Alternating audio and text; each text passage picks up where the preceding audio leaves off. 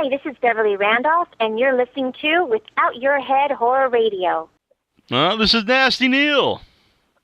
And this is Annabelle Lecter. Yes, and this is the Station of Decapitation Without Your Head, and it is Zombie Month.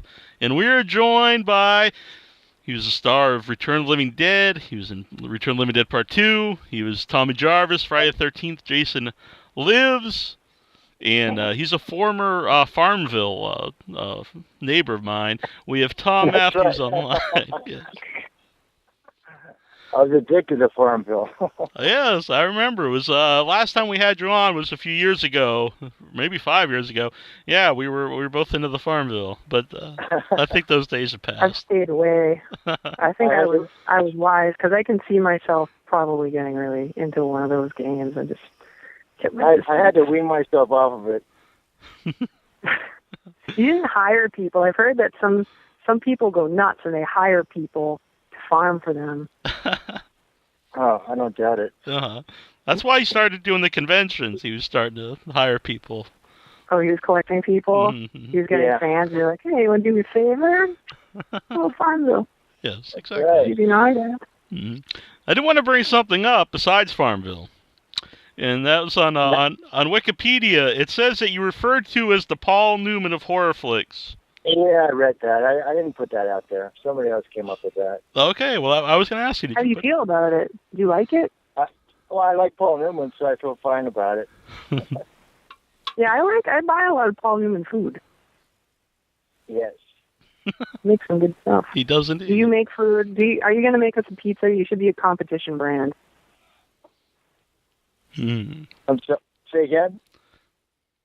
You should make some pizzas and be a competition brand with Paul Newman. Oh, yes. I'd retire. No, I know they talk about a lot in Return of the Living Dead that Dan O'Bannon had the other young actors, have rehearsal and get kind of become friends, and that's how the chemistry came about. But you and James Cameron have a lot of chemistry in the movie.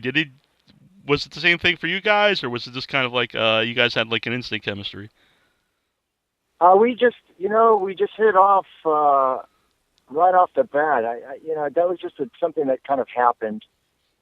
As with the rest of the cast too, just the chemistry and how everyone kind of meshed. I think the smart thing, I've said this before, that we were able to do, that Dan had us do, was rehearse before we actually started shooting. We rehearsed for 2 weeks before we started principal photography. So I think that kind of help the relationships along.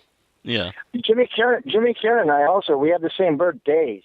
Really? November 28th, and we didn't find that out until we did part 2. Which I thought was interesting. Yeah. Now, were you guys filming during your birthdays? No. All right.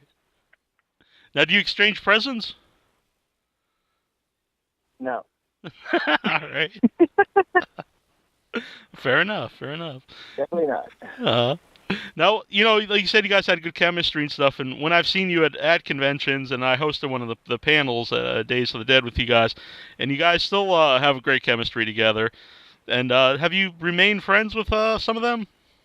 Yeah, I see Jimmy probably once a month, once every 2 months. We hang out, we have dinner together with him and his wife Alba, and we just we're friends, and we talk all the time, and invite him to parties and other social events. And I see Brian Peck a lot, mostly at the conventions, but we stay in touch by either email or by the phone. Mm-hmm. And then Beverly, of course, and most of the gang. John Philbin I see a lot. Yeah. He's actually friends with another friend of mine, Matt Adler, who's also an actor. Do you find that movie was special for that reason? That it sounds like you're pretty close to these guys, and I can imagine a lot of films and shows you get out of it not quite like that. It was my first major role, and I came to realize how special it was after I started doing other projects. Yeah. So if I had done a lot of projects prior to doing Return of the Living Dead, then I would have realized it at the time when I was doing it. But it was one of my first projects, so I didn't realize it until after we had finished, and years later how special it was. Mm-hmm. I know when you listen to like the commentary tracks and the different documentaries and stuff, everyone involved in the first one really is really passionate about the movie, Dan O'Bannon and all the actors. And in part two, and not that I dislike part two, but the director really just kind of talks about like he just made this movie, didn't really care about it. Yeah, it was just a paycheck for him, and it really came through. And what's so genius about the first one was the humor in it. We didn't go for the humor. The humor came out of the situations, the real life drama situations, and to me that's always the best kind of humor. The second one, part two, was kind of poking at the humor of it. So I think that was the key element, which made it so great. That part one was that it was it was done as a drama. That there's a lot of great humor in it, and for example, when we're cutting off the corpse's head, the yellow corpse who came alive in the beginning of the movie, I've never felt this feeling of not wanting to look at it. I was horrified by it, watching it, but I could not watch it, so I was like laughing and horrified at the same time. It was the weirdest feeling I've ever had. Yeah. Was it strange for you all or for yourself after the fact, realizing that people did see a comedic value that maybe you didn't realize was going to happen at the time? Yes, I think everybody was shocked by that, even the producers, how it turned out. Because if you know Dan, I mean, he's written some really dark, dramatic stuff, and I think when they were testing the movie, they realized the humor that was involved with it, the result of everyone laughing, and it was a different kind of humor. And then they just kind of, thank goodness they went with it, because it was pretty special. Mm-hmm. Now, I know Dan had mentioned in one of the documentaries about he had a lot of he went through a lot of physical pain because he had some kind of disease, and I think he gave you guys advice on that when you guys were starting to turn into zombies. Could you talk about that story a little bit? I don't recall having a conversation with him about that. I just kind of followed the through line of the character for myself. Dan kind of stayed away from. He just kind of let me do my own thing, which was really cool. Mm-hmm. I don't know what the other actors' experiences of him were. Yeah.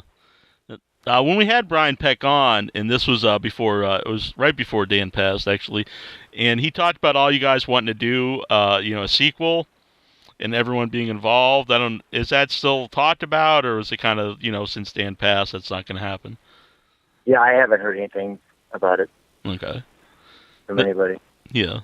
Now, actually, too, the first time we had you on, at the time you really didn't do any conventions. I think it was right before your first one, and all the other ones, all the other cast members did a lot of them. Have you enjoyed the convention since you started doing them? Very much so. It's so much fun for me to get out and see all the fans and talk to everybody and what their experiences of seeing the movie and when they saw the movie and what age they saw the movie at. Some of them, saw it for the first time when they were 6 years old, and I said, oh, "That's not right." I have 3 kids, and they haven't seen the first time they saw it. They were in their teens, so that kind of was odd to me. I think that was just bad parenting. I agree, but Neil Jones's mom did the same exact thing. Actually, were you 5 when you saw Night of the Living Dead? I was. Kind of blows my mind. Well, the thing is, my mom's single parent mom, and my brother's 9 years older, so she would take him to the drive-ins, and instead of paying for a babysitter, she would also take me along. So he would be in his teens, and I'd be 5 or 6, and yeah. All right. Yeah. Did you have nightmares though? I mean, I didn't. I really not really. Not saying this to be a tough guy or anything, but really I've never... bogus story for you, too. Well, yeah, when I went to see Night of the Living Dead, it was the scene where all the explodes and all the zombies are eating people, and apparently I started crying because I was 6, and she told me, "Oh, it's just a barbecue, don't worry about it," and I was fine after that. Sorry. Yeah. Now you don't barbecue at all. I barbecue quite a bit. I don't know. I don't know what that says about me, but yeah. I don't know either. But, actually along those lines, though, like all different ages watch a movie. I always thought when I was young, I really liked it because of the zombies and stuff. Then when I get older, I liked it for a lot of different reasons because there's a lot in the movie I don't think you might see, when you're younger. And so it really plays well with like all different audiences, I would think. Yeah, and the music helped move the story along so well. It was just, it just really came together, everything, and it still holds up. I just saw it about 6 months ago again on the big screen, and it still holds up. It's just going to be one of these classic, timeless movies that's going to go on forever, I think. Mm-hmm. What did you think of the ending of the movie? So I know some people differ on the ending. Well, I don't know how I don't know if I was in that situation, if I wouldn't have done the same thing, just nuked everybody. Mm-hmm. How do you clean up a situation like that you have no control over? Mm-hmm. An unstoppable force of brain-eating zombies. Exactly. I think this is the first movie where the zombies speak, as far as I know. Yeah, that scene in where we have that half corpse, the woman half corpse down. That was an amazing scene. I was actually on set when they were filming that, and just the spine kicking back and forth on the table. It was really, really, really a powerful scene. And then it explained why, why they wanted the brains to stop the pain from dying. Yeah. That was really your first experience with those kinds of effects, too. Yes, so how did that influence your expectations for films you worked on after, or what kind of got you excited? What really amazed me, because, when you're making a movie, it's a very slow process. This one took about 6 weeks. And I was really impressed by all the pieces being put together to actually make a film, the filmmaking. And I really got the appreciation of filmmakers and how everything gets pieced together. Because, like I said, when you're making a movie, it's a very slow process. You do your scene, and then you go sit in the trailer for a couple hours while they reset or do the lighting, or someone else is shooting their scene or whatever. So that was a pretty cool experience as far as that goes. From what I understand, you guys would film two different.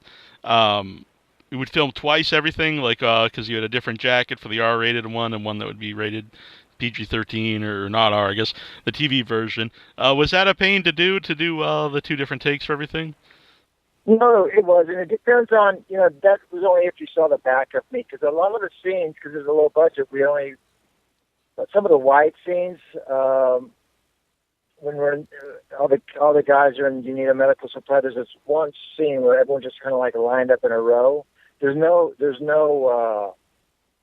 close-ups of that scene because they were, I guess, under a time constraint. So that was a one shot, one deal, moving on. So they got it when they can, but mostly was when you saw the back of me leaving, where the jacket, of course, said "F-U," and then the other jacket said TV version. Exactly, yeah. What was Klug? Which I've never seen any clips where it says the TV version of me wearing that jacket. And I haven't either, to my knowledge. So maybe Which would be kind of cool. Yeah, exactly. Maybe it's something they just told you they were doing. No, I had the jacket. They were filming. They were shooting it. Mm-hmm. Yeah, I've never. Did they let you keep the jacket? I didn't keep the jacket. No. That's too bad. Did not keep the jacket. I have other things, but I didn't keep the jacket. I have the prosthetic for my eyes when they throw the acid in the chapel. I have the prosthetic. Oh. I still have that, which is kind of cool. And I have my T-shirt, because that was my T-shirt. And I think that's all I have. I think Brian Peck has a lot of stuff. He's a whore. He took everything. Since then, we were mentioning how special this movie was for you. Have you collected anything, or is this really, that's where this happened and you wanted to hold on to this? Yeah, I have my script, with all my notes in it. I have other production notes. I just held on just for sentimental value. Mm-hmm. Scrapbooky kind of important part of your life. I have my personal pictures More from part 2. Part 1, I didn't take a lot of photographs. When I did Friday the 13th, I have a lot of personal pictures behind the scene, which it's kind of cool to have. Yeah. And that's with my script. It's in a binder. I have all the scripts from all the movies I've done. Mm-hmm. Were you a fan, or did you see the other Friday the 13th films when you got the role? I saw it after I got the role. Yes. Okay. I was not. I saw. Of course, I saw part 1 before, years before when it came out. And then I went, when I got the role, I went and looked at the rest of them up to 5. Mm-hmm. Now, you took over the Tommy Jarvis role, was originally played by Corey Feldman. Have you ever talked to Corey Feldman about your guys' different portrayal of the character? I haven't. I haven't even run into him yet. Maybe you can someday. Now, would you consider Jason a zombie in part 6? Well, he's very zombie-like, isn't he? Yes. You bring him back from the dead? Mm-hmm. I would, if he's not zombie, he's half zombie. Uh-huh. He's definitely got some zombie in him. He does indeed. So how did it feel to, you said, like any person, you went and you saw Friday the 13th when it originally came out, and then years later, here's your opportunity to be in a film that's part of that series. As an actor, does that just seem like, oh, this is cool, or did it feel more exciting? No, I was just happy to have a job. It's a good, cool series. I come to find out that a lot of actors would have loved to have been, would like to be in a horror movie, just as a novelty, as a fluke, as a fun thing to do, because they are a lot of fun to make. Mm-hmm. Yeah. That being said, does it ever hurt you being known as being a guy in horror movies? I don't think so. No, it's I haven't been typecast or anything like that. I remember Andy Robinson. It was in it was one of the Clint Eastwood movies where he got typecast as a villain, and that's all he would ever get from that point on because he was so brilliant in it. Dirty Harry. Oh. Dirty Harry played the villain, and he was so good in it, and so he got typecast for a long time in those roles. But it never, I was in Friday the 13th. I was just a guy in a bad situation, so it wasn't like I was, murderer or anything like that. Yeah, I do want to say, I always bring that up. Actually, the Dirty Harry, that character, the villain. Because a lot of times the villains are cool, but that is one villain that no one could possibly root for. He's just this really skeevy guy. So creepy. I had a friend. We were hanging out, and we were at this hair salon getting our haircuts. And Andrew Robbins, he came in, and my friend, he's 6'6", half black, half white, and he, without thinking, he went at him. Just reacted and was like gonna kill him. He didn't know why. He just reacted, and then before he got to him, he stopped because he realized who he was.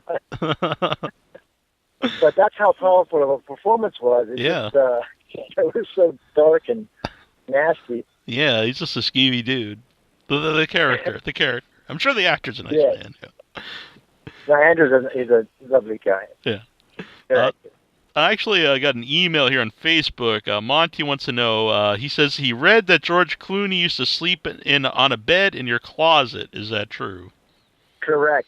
George and I were in acting class together. We had the same agent, and they were sending us out together, and he was in town. He was living at his Aunt Rosemary's house in Beverly Hills, and for one reason or another, he had to move out.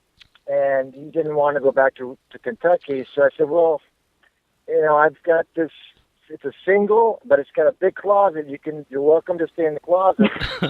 So he slept in my closet for about 8 months, almost a year.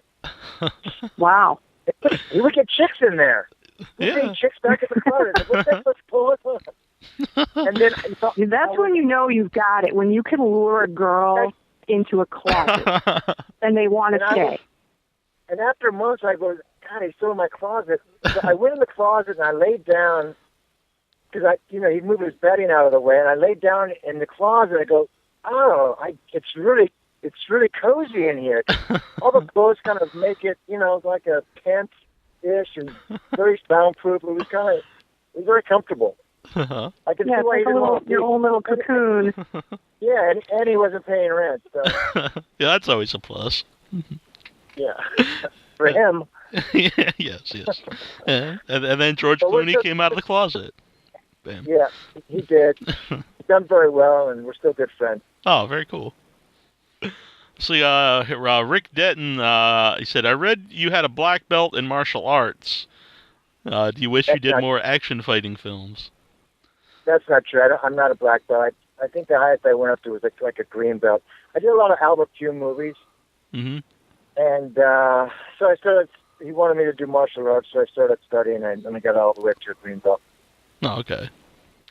We made a really cool movie. It's not a very good script, but it's very watchable. It's called Mean Guns. Mm-hmm. Really a lot of Christopher Lambert. There's it's a great cast, beautifully shot. The story's kind of, tongue in cheek, but it was a fun shoot. We shot that in like 4 days. Wow. That's how Albert rolls. Cool. Now, what are some of your other, roles that, besides the horror ones that you would like people to check out? You think maybe are kind of underrated? I played a villain in a movie called Down Twisted, where the guy was scripted. This is also another Albert Pugh movie. The guy was scripted as 6'4", dark hair, just a muscle bound. He was a villain. So I dyed my hair. I got the job. He hired me. He said, "Can you do something with it?" I said, "I think so." So I dyed my hair dark, but my coloring didn't take to my skin. So then I just bleached my hair out. So I looked like an albino, and I put a silver cap in my tooth, and I put on a blue suede jacket. We shot it down in Mexico. Charlie Rocket's in it, and Carrie, I forget her last name, married to Richard Gere. Carrie, her last name, well, I guess it's Gere now. She changed her name. Yeah. But that's a cool movie. Yeah, I'd like to check that out. Sounds and then we did a thing for George. We did a live TV event for CBS, which we shot it twice, once for the East Coast and once for the West Coast. That was a fun thing to shoot too. Mm-hmm. Do you have any current stuff coming up? You know what? Someone just contacted me. I'm supposed to start something in October called The Sins of the Father, and I play a detective, and it's a horror movie. And it kind of deals with a town that has been lost, and I don't know if there's zombies or it's not. We kind of flesh it out what the sin of the father was. But my father in the script is also a detective, and it's like some religious thing tied to it with some supernatural stuff. So the script's really good. So I'm looking forward to it. It's supposed to be a 3-picture thing, so that'll get me back. Oh, very cool. Actually, I'm often drawn to that kind of horror film, stuff that deals with sort of religious themes, and they're having the detective point. Oh, it'd be really interesting. You should definitely keep us posted on that. Yeah, it should be. This one should be. It's a good script, like I said. We shoot it in Pennsylvania as of right now. Very cool. So I'm looking forward to doing that one. Yeah. Actually, Michael Kenworthy posted on Facebook asking about this movie just a couple minutes ago. That's cool. By the way, it was Carrie Lowell. There you go, Carrie Lowell. Down Twisted, yeah. Yep, perfect. Mm-hmm. I'll pretend I just thought that up, but... Yeah, that's right. Pay no attention to the typing in the background. I wish they would make a machine where you could just put something in and it would give you the answer. Yes. Wouldn't that be the coolest thing? We'd make $1 million. We should totally invent that. Yeah. We're partners now on it because... Yeah, there you go. Mm-hmm. Now, I don't know if you had any interaction with her, in the convention scene, but Marilyn Burns just passed away, and I don't know. Yeah, I saw that. I never had. No, I didn't have any interactions with her. Mm-hmm. Yeah, it's unfortunate. Yeah. What did you think of the documentary More Brains? I think they did a great job. Yeah. It came out really, really well. I learned stuff that I didn't even know, and the producers did a fantastic job putting it all together. What are your thoughts on zombies? Currently being such a big thing in the culture. Yeah, isn't that amazing? I think it's cool. Mm-hmm. Yeah, I mean it's everywhere. It's just I was watching a TV show and they had zombies in them and they were going for brains, and I thought, oh, Dan O'Bannon. Yeah, because that's. I was the pop culture. Yeah, I was going to bring that up because in no zombie movie before that did they ever eat brains, and so often people will mention brains with zombies, and it's all from that movie. Now when you think of zombies, you think of them going for the brain. Yeah. Because of that movie. Mm-hmm. So it's going to be pretty wild, I would think. It's unbelievable. Mm-hmm. Well, we also want to mention that you'll be at Monster Mania next week in New Jersey. That's correct. I'm really looking forward to seeing everybody out there. Can't wait to be back. It was one of the first conventions I had done, and just can't wait to see everybody and reconnect with everybody and say hi to everybody. Yeah, looking forward to it. I'll let everybody know if you get your ticket information at monstermania.net, and they've got like a really loaded lineup. They got Return of the Living Dead, a bunch of cast members, and they just added Mads Mikkelsen's going to be there, and a ton of people. Robert Englund. It's going to be pretty sweet. Mm-hmm. We got Jimmy Karen coming out too. Yeah, and from my understanding, he doesn't do a lot anymore. This will be the second conventions he's ever done. Yeah, Jimmy Karen. Been trying to get him to come out and just hang out, but for selfish reasons, just because I love him and just to sit next to me and say hi to everybody. And so finally he's graciously accepted to come to Monster Mania. Very cool. Next weekend. What's Clu Gulager like? What was he like on the set? Because I heard that he actually threw a punch at Dan O'Bannon during the movie. Well, yeah. At the time, Clu was. Yeah, it was a little difficult working with him at the time. And now he's so happy he's done it. But at the time, he was a serious actor at the time. So this was, for him, looking down, this was below him. So that's basically, I think, the seed of his why he was in such a bad mood all the time. Yeah. Yeah. So for him, that was his paycheck movie. I think it was below his paycheck movie. It was just a job, and he did a wonderful job. He's a great actor. He's wonderful in the movie. He really gives. Yeah, it took a lot for him to not be very happy with what you're doing, but still pull it off. Yeah, I think he just grounded everybody in the reality of what was going on. Made it really, solid. I'm a big fan of Clu. Whenever I've met him at shows, he's a very cool guy. He's great. I love him. He's great. Yeah, he's very manly. I'll say that. Yes. We were talking with him and his son at a convention, and he just pulled a disposable razor out of his coat and started dry shaving. Yes. That is a true story. It was wild. Yeah. And then it was like midnight, and then he was gonna go to the gym after. Yeah, we had ordered a pizza. You're a hell of a guy. Yeah, we were like, let's order a pizza, and he's like, I gotta go hit the gym, and I was like, oh, okay.